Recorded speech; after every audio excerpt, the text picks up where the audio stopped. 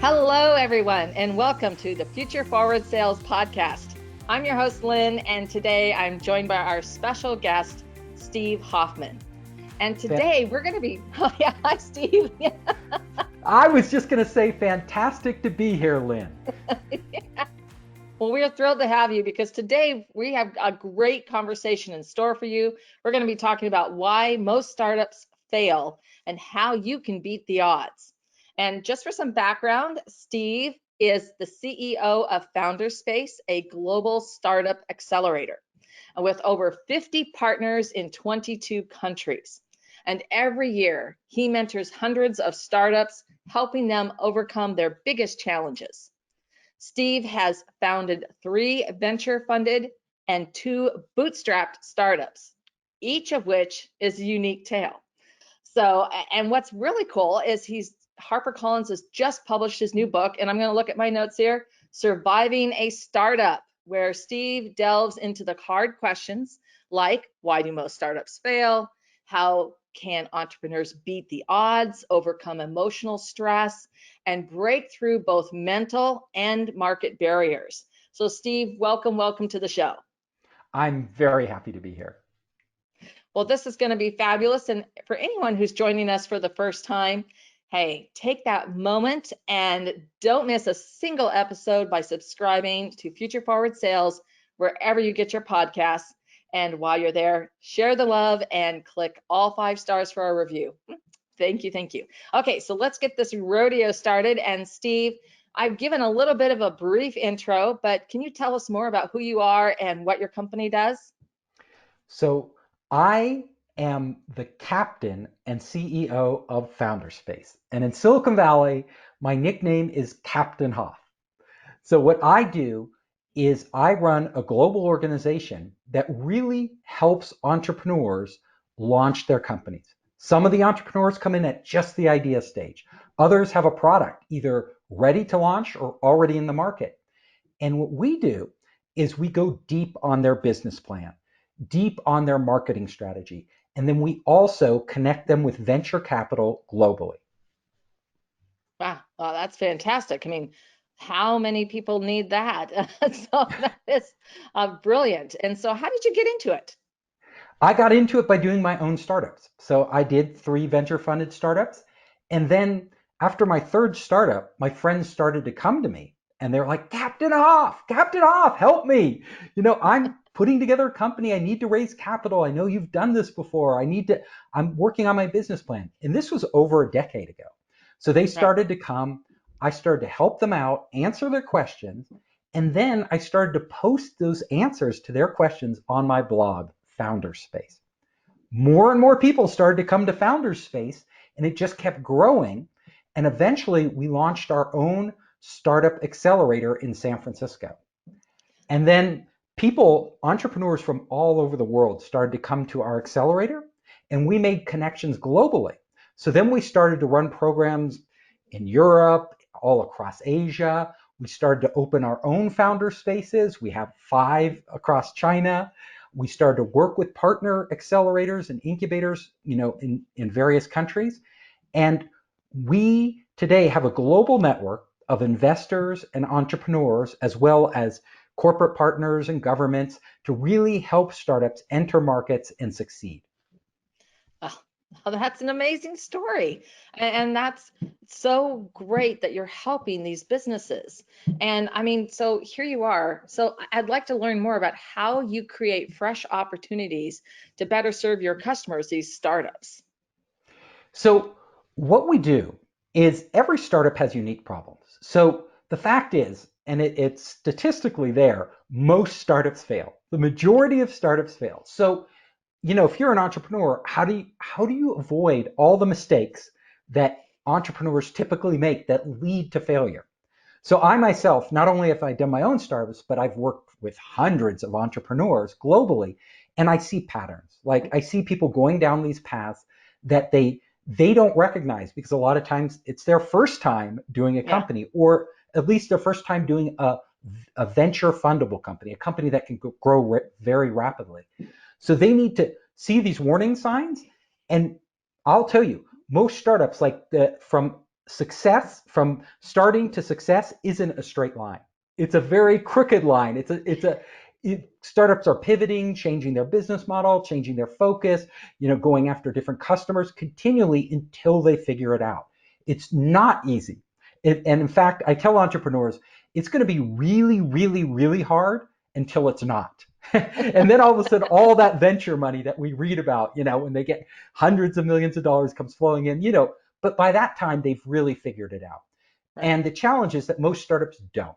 So I will tell you, the number one reason startups fail, the number one reason is because they are pursuing an idea that is in their head, that they believe in so much and so passionately that they'll never give up, but the idea has no market.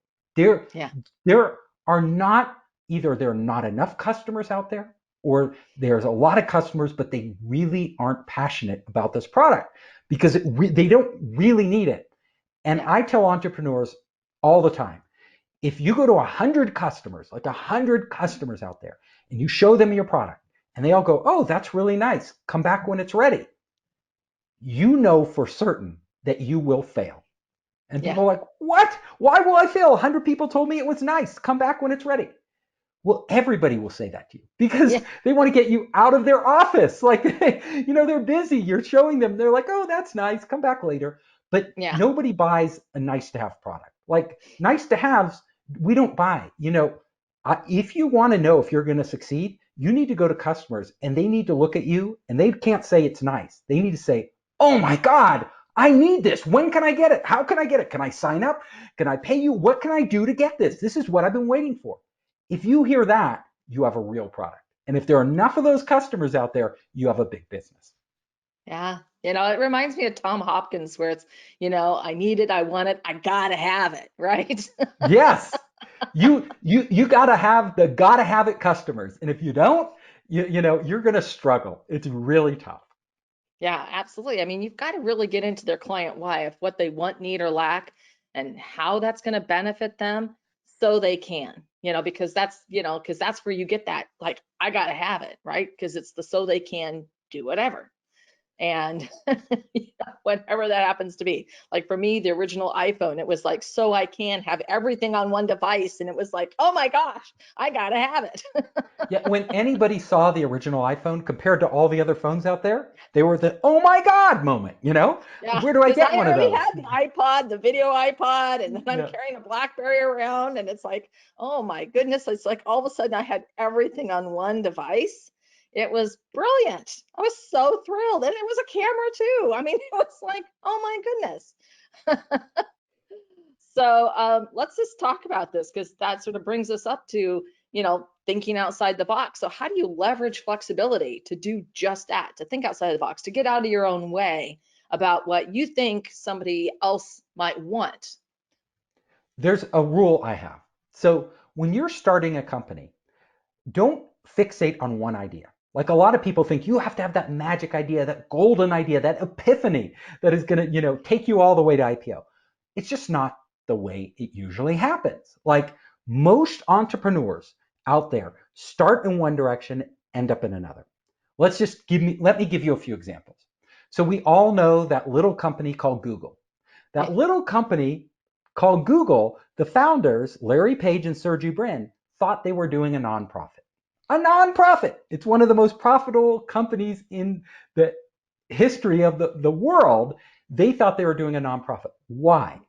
Because when they started Google, they were making a search engine, a search tool for academics to find research papers. That's a very small market. It's not a big market. So they were right. They were doing a nonprofit. It was only later when they saw other search engines, what they were doing, and realized, wow, we have a better algorithm. We have superior technology to do this. What if we applied what we're doing to what these other companies are doing, which is broader search? What would happen then? And that's when Google became the company we know today. YouTube, another thing we all know. Well, YouTube, with the founders of YouTube, which I know, they weren't originally in their mind starting the biggest video broadcast network, in the world. That wasn't their vision. Their vision originally was a video dating site. They thought they were going to do video dating. but nobody liked it. Nobody cared. Then they found out by accident that, hey, we could use the what we built to actually share video files between friends, because they wanted to share their own video files with their friends. Right. And all of a sudden, when they enabled that for people, that one small change led to everything else. Yeah. So if you're an entrepreneur out there, don't be blinded by falling in love with your product. I say don't fall in love with your product. It doesn't matter how much you love what you're doing. All that matters is how much your customer loves it. So you can love it all you want, doesn't make any difference. You can work on it night and day, but until that customer loves it, it doesn't matter. Yeah. The most Yeah. important, yeah, the most important thing an entrepreneur can do at the early stages is to actually, there are two things. So these two things. The first thing they need to do, build a great team. Like get those people on their team that are A players, not B or C players, not who's ever available, but really talented people. Because like great teams, if even if they run into a problem, hit a brick wall, they can find a way around it. Mediocre teams, even if they have that brilliant idea from the start, they're going to drop the ball and somebody else is going to pick it up and run with it. They're never going to be able to execute. So get that great team, and with your team, with an open mind, not just your idea, but everybody's idea. Get a lot of different ideas, but focused on a certain area. We're really interested in this area. We think we can change this industry by bringing in new technology, new methods, by innovating. Whatever you have, we believe we can make a big impact on this industry, and then go into the world, seek out the customers, and then start to engage them at a very early stage and get that feedback, right? And look for the pain points. Like, where are your customers frustrated? What's driving them crazy? What are their top 5 priorities, or better yet, 3 priorities? Because like literally, if you're not in their top 3 priorities, when you come back to them with a product, they're not going to respond. All of us, Yeah. like we can't do too many things. So we're like, we have our top priorities and we're really laser focused on those. Maybe I want more revenue or more customers. Maybe I want my business to be more efficient, whatever those, or maybe I have this problem with my industry and my workflow, whatever it is, you have these priorities. And if you don't hit their top 3, or at least their top 5, literally you're not in the game. You're not going to get calls back. So figuring this out very early on is the best way to avoid failing later on. Right. Absolutely. I think that there's so much to be said for what you're talking about. Also, in the sense that you really need to understand that customer why, and then frame what you're doing around that. And that's those pain points. So when you work through what are their pain points, and then how does your product or service address those pain points, and then what's the impact of that, because then you really need to articulate what that pain point is costing them. You can work it out in money, time is money, stress, I mean, how it's impacting them in a lot of different ways. And then when you communicate that, you can really draw people in that, and then how you're going to fix it, right? Mm-hmm. So Exactly. that's great. So here we are, we're talking about this, and it brings me to something I love to talk about with customers. It's their secret sauce. Mm. And so what makes up your secret sauce that sets you apart in your industry? So in my industry, we have a wealth of resources. So we have a lot of resources to bear because we are so international. So we originally got our start in Silicon Valley working with Silicon Valley startups. And then all of a sudden we saw an opportunity. There are all these entrepreneurs coming from all over the United States and Yeah. Canada and, the Americas, but all over the world, really, from Asia and Europe, everywhere, Africa. And they were landing in Silicon Valley, and they needed a flexible program that would get them up and running fast. We met those needs. And that was the secret sauce that really Founderspace became known, as the #1 ranked accelerator for startups from all over the world converging on Silicon Valley. And it's also really cool because you get startups from every country, right? In our Yeah. different programs and stuff. They have different points of view, different, knowledge, and you can collaborate in different ways. And then the second thing, which sprung out of that, was that our entrepreneurs can actually make connections overseas. So when they want to go overseas with their products, if they want to enter the Chinese market or the European market, we know exactly who to talk to. We know the investors in that market. It's very easy for us to help them. Yeah, no, I mean that's tremendous. That's tremendous. So, I mean, you've obviously had so much success and how the founder space is growing. Where do you see your business in the next few years, and what are your plans to make that vision happen? I am really passionate about helping entrepreneurs on a global scale. So our our mission is to continue expanding. We're in 22 countries now. I'd love to get to 52 countries, in a few years. So we're working really hard on that. We also have been doing a lot online, like with our podcasts and our other materials, to support entrepreneurs. So one of the things we believe in is that everybody who, entrepreneurs are the core engine of America. They Yeah, are our future, right? And if we can't produce the best entrepreneurs and the best technology, other people are going to pass us up. So we have to invest in this. And that's our business, really, investing in startups ourselves, helping startups raise outside capital, and really pushing them to the next level. So our goal is just to continue to expand globally so that we have more opportunities to give our entrepreneurs and more access to capital, more access to talent. all right. Well, you answered my last question, which was, what are you most passionate about? So, is there any other tips or insight you want to add to for our listeners before we? Absolutely. Okay, Yes. let's go. So, I'd like to give entrepreneurs a few words of advice because Okay. it's really important for them to understand this. So, when you're beginning your company, think very carefully about the business model. So there are a lot of different models out there that you can pick, but really there's one model, one business model that works extremely well. Okay. And entrepreneurs sometimes overlook this. It is called recurring revenue.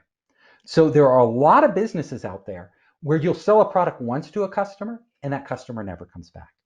It Right. is extremely hard to grow these businesses because your biggest cost in growing your business is It customer is. acquisition, Absolutely. marketing, advertising, and if you get a customer in, pay for that customer, and then they go away, you've lost a golden opportunity.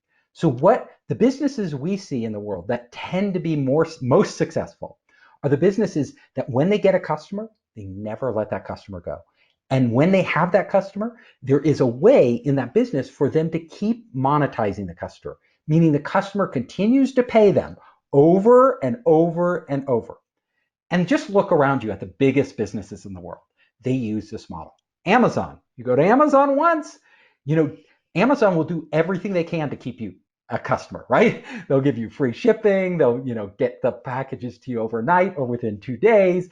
They will, make returning products easy. You name it. Amazon is thinking of it. How do we keep this customer with us forever? And when they get you, you keep buying from them, right? So every time you go back to buy a product, they're making more money. So over Yeah. your lifetime value, each sale is very small, but over your lifetime value, you're giving Amazon a huge amount of money. That allows Amazon to take this money, reinvest it in the company, reinvest it in marketing and new services, and continue to grow and outpace the competitors. So that model of reoccurring revenue and customer lock-in, and the real businesses, if you're thinking about your business that have potential to just become huge, they have a way that the more the customer uses their product, the more they engage, the harder it is for them to leave. Like they are actually investing in the product themselves. So they're using it. And you can look at this.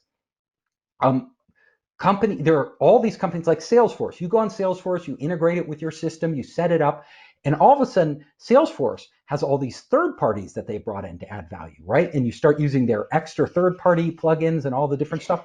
And before you know it, it's impossible for you to leave Salesforce, whether you like it or not. Competitor can come by with a much lower priced alternative, and they may be better in certain areas, but it's so integrated into what you do, you can't leave it. You look at Facebook, they have the network effect. The more people, the more friends you invite, the more you interact with those friends, you're all creating value for each other. You're not going to leave to some other social network. So this These factors put together make the killer businesses. If you want a business that's going to become what we call a unicorn in Silicon Valley, just explode, take this advice. Yeah, well, and the advice also applies to businesses who are not going to be the next Facebook or Google, but can Absolutely. employ hundreds or thousands of people in that reoccurring model. And you can be still selling a product or a service in a either a B2C or a B2B environment, but where you're creating those types of situations. So way, way back in the day, I started selling printing. And of Mm, course, clients don't buy printing once, they buy printing on a regular basis. And the goal was, of course, once you have a client and you're working with them to purchase the printing, then you want to have them buy more and more of the printing from you. And then you want to expand into other aspects of their business. So you mm, go from marketing, you go start working into purchasing, you could start working with their another division, however a company is structured, right? But to your point, once you have that customer, it's so important to maintain those close ties to those customers, especially on that decision making in an executive level, so that they know the work that you're doing, and then you're in on the ground floor on new initiatives or projects that come up. You're absolutely right. So, you know, the more value you give them, the more they will give you in the end. Like I always say, an entrepreneur's job is to create value for the customers, right? So Yeah. the customer is just like, oh my God, why would I go to anybody else? This is like amazing. And then you Yeah. find out, like, as you engage, you can be a small business. As you engage with them, you find out what they really need. Do they need something else? That could be a whole nother revenue stream Yeah. for you, Yeah. and great for your customer. Yeah. So then you start adding fulfillment. And the next thing you're doing, you're adding graphic designers that you're putting on site that work just on their dedicated materials. I mean, it just goes on and on and on. You're creating online systems where they can order things for multiple, operations, or as they've extended their company at big companies, and they can maintain their branding and get consistent pricing across the board. I mean, the list goes on, right? And that was just one scenario. Mhm. So, wow, Steve, thank you so much for sharing why most startups fail and how you can beat the odds. I think there's been some great nuggets for everybody, and they're going to want to know, our listeners, where and how they can find out more about you. Oh, you can find out more about me very simply. Just go to foundersspace.com. So we have tons of free materials there, videos, books, everything else. Go to Founderspace. If you want to find me on any of the social networks like LinkedIn, anything, just search for Founderspace. I'm there. All right, perfect. And we will include the links below, so it makes it easy for everyone. And Steve, thank you so much. This has been such an informative discussion. And for our audience, if you have any ideas that you would like to share, you can leave us a message down below in the comment section. We love hearing from you. And to stay current on all of our insightful advice and breakthrough advantages, you can sign up for our Future Forward Sales newsletter at our website, futureforwardsales.com. Thanks for listening. And Steve, thank you. Thank you so much for what a great episode. Thank you, Lynn.